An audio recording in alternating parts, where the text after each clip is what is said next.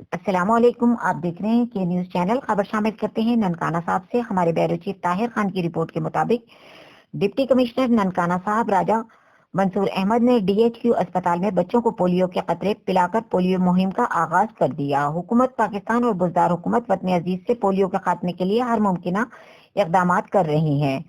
تحصیل بھر میں 16 تا 20 مارچ تک پولیو مہم کے دوران 1,61,055 بچوں کو پولیو سے بچاؤ کے قطرے پلائے جائیں گے۔ انسداد پولیو مہم کے سلسلے میں 472 ٹیمیں تشکیل دی گئی ہیں جو گھر گھر جا کر بچوں کو پولیو کے قطرے پلائیں گی۔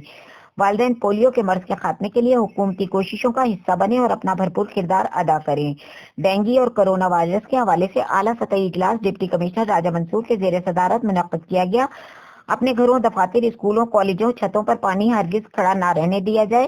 کرونا وائرس کے پیش نظر حکومتی اقدامات پر سختی سے عمل درآمد کیا جا رہا ہے۔ پھولوں کی نمائش بابا 9,00,000 کے عرس سمیت تمام کلچرل پروگرام منسوخ کر دیے گئے ہیں۔ کرونا وائرس کے معاملے میں پولیس بھرپور اقدامات کرے اور عوام الناس کو آگاہی دے۔